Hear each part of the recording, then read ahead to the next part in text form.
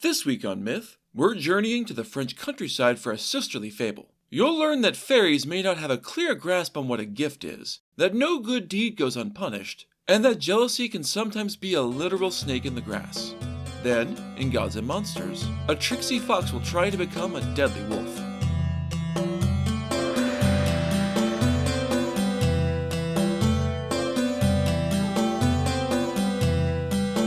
This is the Myths You Teacher Hated podcast, where I tell the stories of cultures from around the world in all of their original, bloody, uncensored glory. Modern tellings of these stories have become dry and dusty, but I'll be trying to breathe new life into them. This is episode 182, Uncut Gems. As always, this episode is not safe for work. This week's story comes from Charles Perrault, a French author who is widely considered to have created the fairy tale from older folk tales. He was a major inspiration on the Brothers Grimm a century later. This story comes from the Tales of Mother Goose from 1696, using the frame narrative, naturally, of Mother Goose. Yes, that Mother Goose. Some of his tales, including Cinderella and Sleeping Beauty, are still traditionally told very close to his original versions, or else on the Grimm adaptations even these many centuries later. As such, these tales were intended for an adult audience, hence the darker themes and more adult subject matter. Once upon a time, which is actually how this tale starts, there lived a widow and her two daughters. The elder of the two girls was very like her mother in both looks and character. Everyone who saw them together remarked on the resemblance. This was a compliment when it came to their mutual appearance. The elder daughter and her mother were both very attractive women in their own right, but it was a distant sort of beauty, like that of a statue. When it came to their dispositions, on the other hand, this comparison was very much an insult. Both women were so haughty, cruel, and just plain awful that no one wanted to be around them for very long at all. The younger daughter was their polar opposite. She took after her father, both in looks and temperament. She was sweet, kind, and friendly with everyone she met, making her much better liked than the other two women of her family. It didn't hurt that she was every bit as beautiful as they, but in a wholesome, approachable way that put people at ease. Everyone loved the younger daughter except for her own family. Her mother made no secret of the fact that her elder daughter was her favorite, and by a wide margin. She was deeply self-centered, of course, so like Narcissus staring into his own reflection, the mother loved seeing a miniature version of herself wandering around. It likely also helped quiet that tiny twinge of guilt that maybe she was being an asshole. The two of them fed off each other and reassured one another that it was everyone else who was wrong. The mother didn't just favor her elder daughter either. She actively disliked her younger daughter, and treated her more like a servant than like her own child, and an abused one at that. The elder daughter followed her mother's lead, bullying her sister both to win her mother's affection, and out of jealousy that the rest of the town liked her better.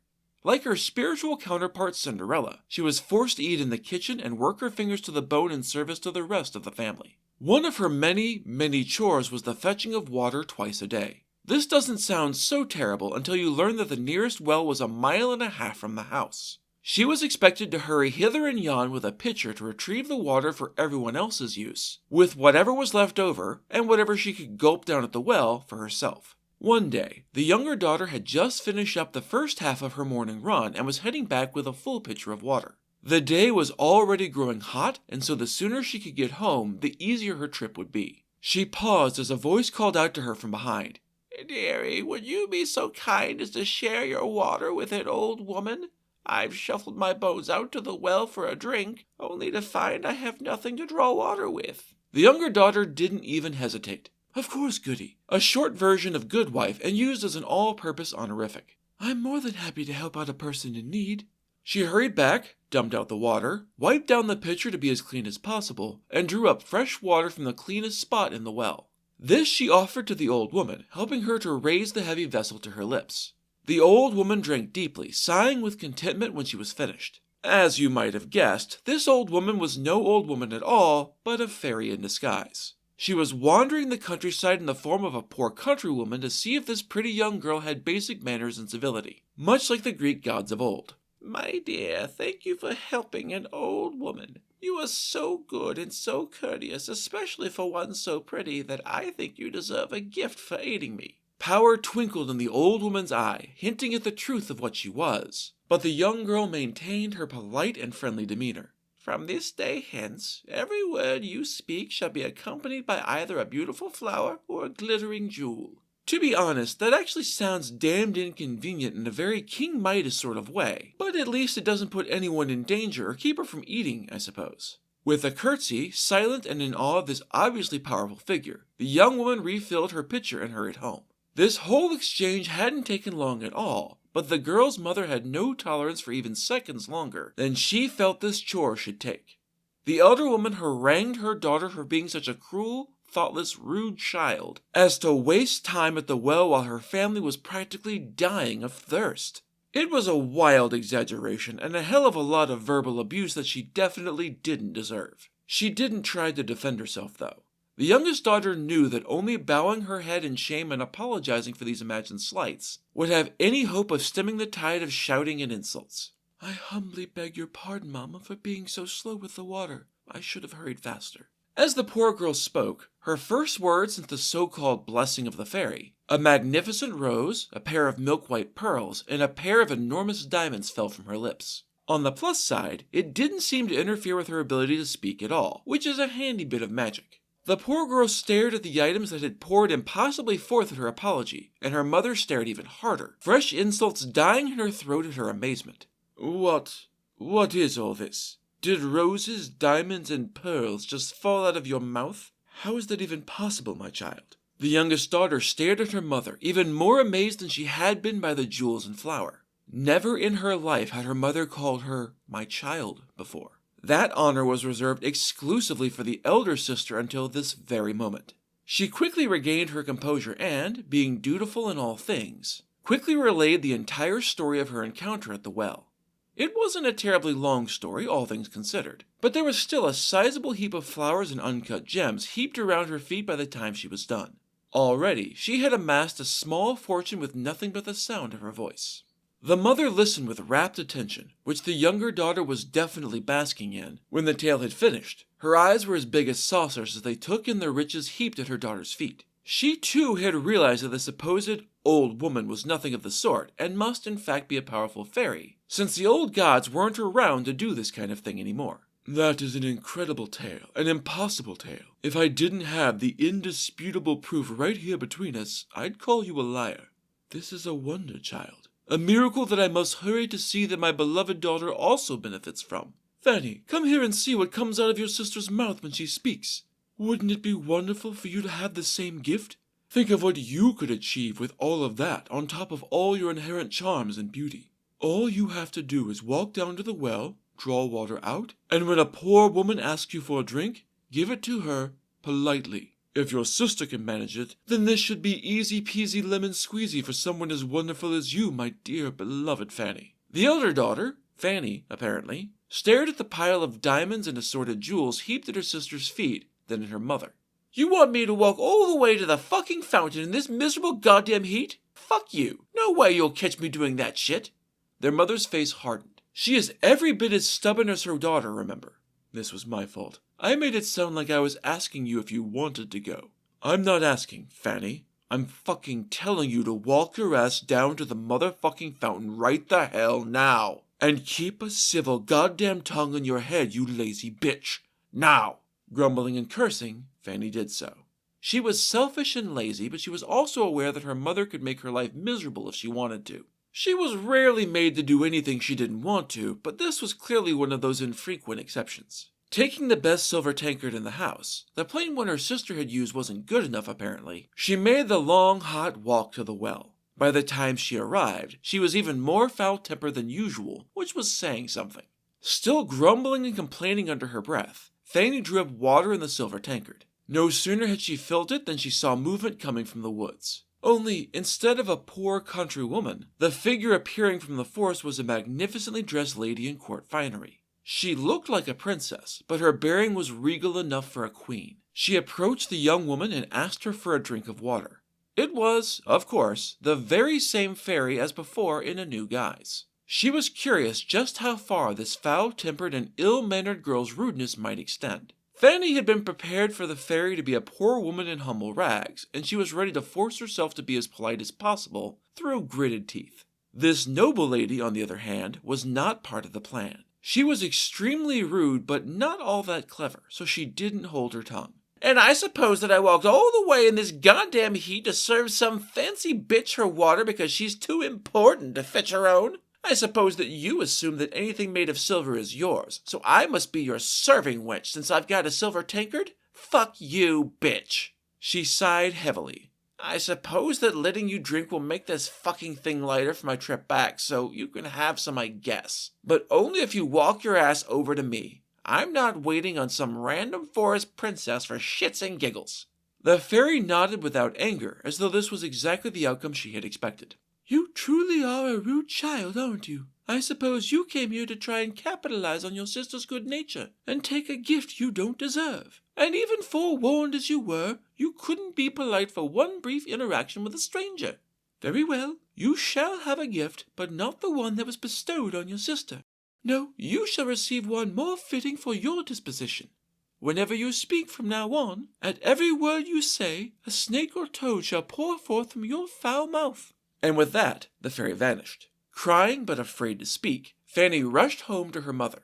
No word on whether she remembered to bring the pitcher back with her or not, but I wouldn't blame her in this instance. Her mother looked up with an expectant smile as her daughter approached, but it faded as she caught sight of her horrified expression. What happened, my dear child? Did you find the fairy? What do you think, mother? Retorted the unhappy girl, throwing a poisonous viper and a very annoyed toad from her mouth as she did so. Fanny's mother was overcome with grief at this awful curse that had befallen her most beloved child. Want to take bets on her reaction? A reasonable person would perhaps try to comfort her daughter, and maybe talk to her about being kinder to strangers, especially when you know there's a fairy lurking about. Perhaps they could commiserate together about the cruelty of fairies, or the mother could apologize for sending her daughter out to do a thing that she'd been very clear about not wanting to do. Unfortunately, Fanny took after her mother, so she picked option D. Blame the other daughter for causing this whole mess. Mind you, all the younger daughter did was obey her mother's demands and be polite to a stranger. Unfortunately, her family wanted someone to blame, and she was their usual punching bag. How dare you trick your sister into such a cruel situation? This is all your fault, you little bitch. You caused this misery for your sweet sister, but you'll pay, I swear it. And she moved swiftly to carry out this vow of undeserved vengeance, rushing over to beat the ever-loving shit out of her younger daughter, who, again, did literally nothing wrong. Terrified and in great pain, the poor child fled her family and her home. She ran into the forest and hid, afraid of just how much punishment her mother had in mind. She lost her mother's pursuit. She was every bit as lazy as her awful elder daughter, fortunately, and sat cowering in the underbrush and weeping softly. As it so happened, the king's son was coincidentally out in that very same forest hunting that morning. His path back home took him by the place where the poor abused girl was shivering and crying. The prince was a kind-hearted young man, and he took pity on this beautiful but wretched young woman. Are you okay, my lady? Why are you out here in the forest all alone and weeping? What has happened to make someone so beautiful so sad? She stood hurriedly, drying her eyes and trying to find the proper poise for addressing obvious nobility. Alas, sir, my mother has kicked me out of the house. This is an extremely mild version of what actually happened, but the gentle young woman didn't want to speak ill of her mother, even after all that she had been through. Of course, at her words, a half-dozen pearls and as many diamonds poured forth from her lips, to lay sparkling in the dappled forest light. Okay, that is one of the strangest and yet most intriguing things I have ever seen in my life. If you don't mind, I would love to hear the whole story of what happened. Why do flowers and jewels spill forth when you speak? Why were you turned out? At his gentle coaxing, the young woman told him her story. It was the first time that anyone had ever really listened to her, and she found that telling her story to this kind, handsome young man helped her feel a whole lot better. Over the course of their conversation, the prince fell in love with her. He could plainly see how kind and gentle she was, and how generous to those around her. She wasn't nobility, but with the fairy's gift, she could provide a dowry literally fit for a king. The prince was certain he could convince his father to let him follow his heart in this matter.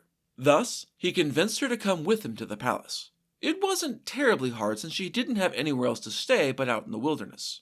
It didn't take long at all for her to fall for the prince in turn, for he was every bit as good and gentle as she. His father the king quickly saw how fine a wife and queen this kind young woman would be, and gave his blessing to the match. They were married in short order. And what about the cold-hearted Fanny who had joined in with her mother's cruel punishment of her innocent sister? Well, her disposition didn't improve any from having snakes and toads erupt from her mouth at her every word. Her mother's patience with her daughter's bad mood and the constant reptile carpet wore thin. In relatively short order, she began to see Fanny in the same light that everyone else saw her in, namely, an awful, spoiled human being, though of course she didn't see any fault of her own in this. Fanny was such a raving bitch that, eventually, her mother also kicked her out of the house to join the younger sister, who had vanished as far as they were concerned.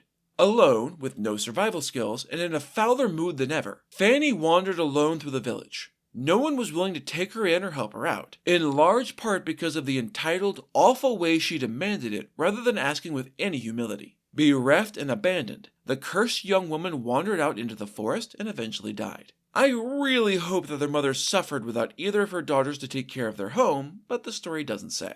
This story was republished in Andrew Lang's Blue Fairy book under the name Diamonds and Toads, which is the title it is better known by instead of the original simple title of The Fairy. You can see how the bleak and unforgiving ending might have inspired the later Grimm brothers' tales. And so, with the kind daughter rewarded and the cruel daughter punished, it's time for Gods and Monsters. This is a segment where I get into a little more detail about one of the gods or monsters from this week's pantheon that was not discussed in the main story. This week's animal trickster is Reynard the Fox. Reynard is the central figure in a cycle of Dutch, English, French, and German fables from the 12th century. The clever fox's adventures usually involve him tricking other animals, and then avoiding their counter tricks, all while avoiding his uncle, the wolf Isengrim, his primary victim and antagonist. These original stories gave rise to a number of later stories using the popular character. This particular story comes from French writer Jean de La Fontaine, often simply as known as La Fontaine. His fables collection from the 17th century was wildly popular at the time, and provided a model for modern fables. All of the stories in fables are in verse, but I'm not going to try and mirror that structure here. Once upon a time, Reynard the Fox was sitting with his uncle Isengrim the Wolf, indulging in one of his favorite pastimes, complaining. "Uncle, I'm hungry. I want to eat, but getting fresh meat is such a hassle. To get a bite of lean chicken, I have to sneak past some sentry rooster and risk getting my ass pecked to death. It sucks. You've got it made, Uncle. Wolves don't have to go near the villages of humans to get food, and hunting is a lot less risky for you. Me? I don't have much choice but to sneak into their houses and barns in search of my next meal. Can you teach me how you do things? I am a smart fox. Surely I can learn how the wolves do it and make things easier for me. With your help, I bet I can be the first fox to ever take down a sheep and make a mutton meal for myself. Please, Uncle?" Despite their frequent antagonism, the wolf loved his vulpine nephew and so consented to help immediately. "You're in luck, Reynard. My brother just died. It would not be at all creepy for you to go cut off his skin and wear it." That's just a horrifying image. Neither the fox nor the wolf was bothered by it, though, so Reynard went and did as his uncle suggested. In short order, he had returned dressed in the flayed skin of his dead uncle. "Looking good, nephew. Now listen closely. As a wolf, a lot of things are going to avoid you, but you still need to be careful about the dogs that guard the flock. They won't be scared of your wolfskin disguise." Reynard listened attentively to everything his uncle said. He might be a prankster, but he understood when it was time to pay attention. Besides, this would be a fantastic trick if he could pull it off, and that meant being a good student for the moment. It was difficult at first. The wolf's skin was awkward on his fur, tripping him up when he moved and weighing him down when he ran. In time, though, he grew used to the weight and the feel of it, and his awkwardness slowly disappeared. He was very proud when Uncle Isengrim declared that Reynard's training was over. He was ready. Now it was time to put his schooling to the test against a real flock. The wolf knew of one that often grazed nearby, so they headed in that direction. Sure enough, the sheep were there, munching happily under the watchful eye of a shepherd and his sheepdog. In the guise of a wolf, Reynard slunk out and began to rush amongst them, nipping and biting. Such was his speed and dexterity that it seemed to the admittedly not very bright sheep that there were 50 wolves amongst them. They panicked, bleating desperately for their watchers to save them. The shepherd and dog were on it, quickly herding the sheep away from the field and back to the relative safety of their pen at home.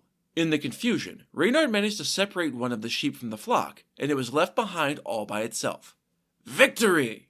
Before the fox disguised as a wolf could make the kill and feast on his first taste of mutton, a cock crowed loudly in the brush nearby. Reynard was caught completely by surprise. In that moment of panic, he forgot all of his uncle's lessons on being a proud, deadly wolf, and reverted back to the instincts of a small, easily murdered fox. Abandoning his prize to run faster, the fox fled back to his den. He didn't much like being a wolf after all. It felt far too exposed for his tastes. And so the moral of the story, because we've reached the point where fables do indeed have morals spelled out, is that one can try to hide their true selves, but reality will always reassert itself. The truth will out. That's it for this episode of Myths Your Teacher Hated. Keep up with new episodes on our Facebook page, on iTunes, on TuneIn, on Verbal, and on Spotify. Or you can follow us on Instagram as Myths Your Teacher Hated Pod, on Tumblr as Myths Your Teacher Hated, and on Blue Sky as Myths Podcast. You can also find news and episodes on our website at mythsyourteacherhated.com. If you have any questions, any gods or monsters you'd want to learn about, or any ideas for future stories that you'd like to hear, feel free to drop me a line. I'm trying to pull as much material from as many different cultures as possible, but there are all sorts of stories I've never heard, so suggestions are appreciated. The theme music is by Tiny Cheese Puff. Next time, we'll be bound for Australia. You'll learn that sometimes honey can be too expensive, that you shouldn't do surgery on a whim, and that bees and ants are related, symbolically at least. Then, in Gods and Monsters, we'll meet a strange-looking bird and a prickly lizard and learn how they got that way. That's all for now. Thanks for listening.